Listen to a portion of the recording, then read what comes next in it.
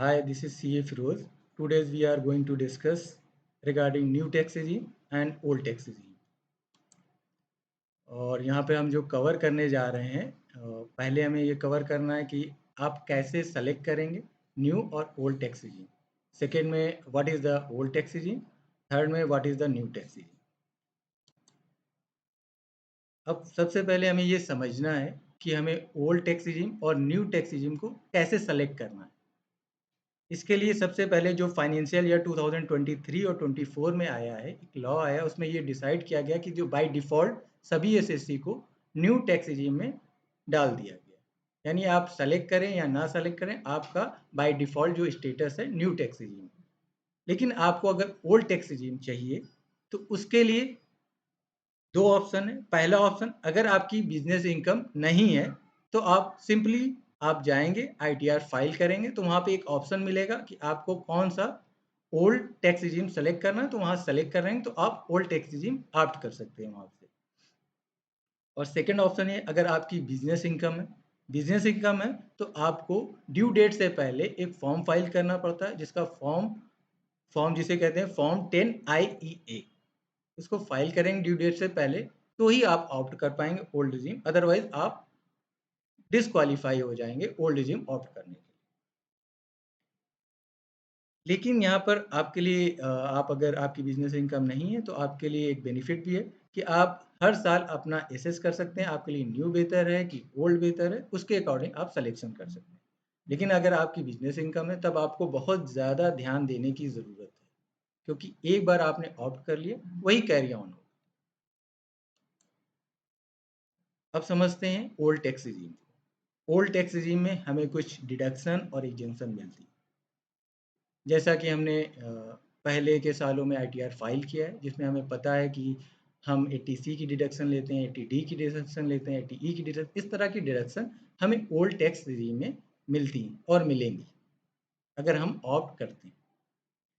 पर यहाँ पे एक ड्रॉबैक होता है ओल्ड टैक्स regime का कि इसका जो टैक्स स्लैब है, as compared to new, higher side होता है, जिसकी वजह से टैक्स लायबिलिटी ज़्यादा हो जाती है। अब समझते हैं न्यू टैक्स regime।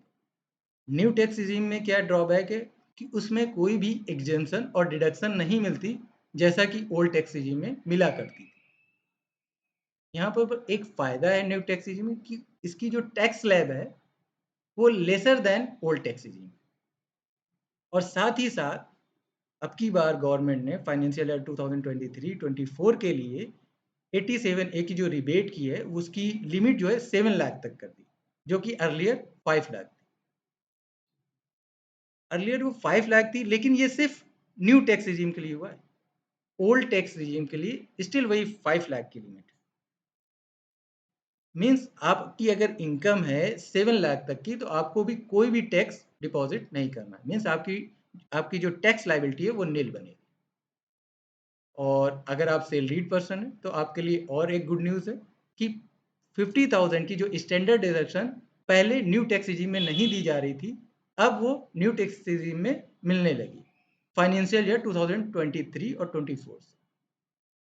मीन्स आपकी अगर इनकम 7.5 लाख तक भी है, तो अगर आप सैलरीड पर्सन हैं, तो आपको कोई भी टैक्स जमा नहीं करना है। सिर्फ आपकी इनकम 7.5 लाख तक है, तो आपकी जो टैक्स लायबिलिटी हो वो नील हो जाएगी।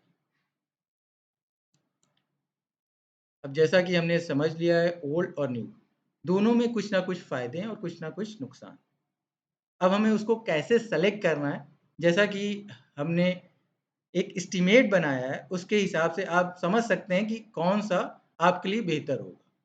नॉर्मली अगर आपकी टोटल डिडक्शन 1.5 लाख और लेस है, तो आपके लिए न्यू टैक्स regime बेनिफिशियल होगा। क्योंकि न्यू टैक्स regime में डिडक्शन का बेनिफिट नहीं मिलता। अगर आपकी डिडक्शन कम है, तो आप न्यू में चले जाइए। सेकंड में मैंने बताया total deduction are more than 3.75 lakh, यानी आपकी यहाँ पे डिडक्शन बढ़ गई। जैसे ही बढ़ती है, तो हम क्या कंसीडर करेंगे ओल्ड टैक्स regime को। तो हमें क्या ऑप्ट करना चाहिए ओल्ड टैक्स regime। तो इस कंडीशन हमारी ओल्ड टैक्स regime बेहतर होगी। अगर मिडवे में मीन्स 1.5 लाख और 3.75 लाख के मिड में है, तो हमें कंपेयर करना पड़ेगा। यानी इनकम लेवल पे वो डिसाइड करेगा, आपकी इनकम अप है, डाउन है, तो आपको उसको कंपेयर करना ही पड़ेगा। तभी आप डिसाइड कर पाएंगे कि आपके लिए बेहतर कौन सा, ओल्ड है कि new.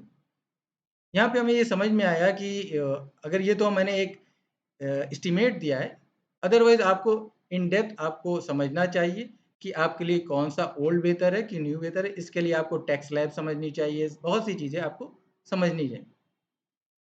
Thank you for watching, but here is vast you we cannot understand how to explain in small video. So this is okay for me. If you have any query, please comment here. I will consider that. Thank you.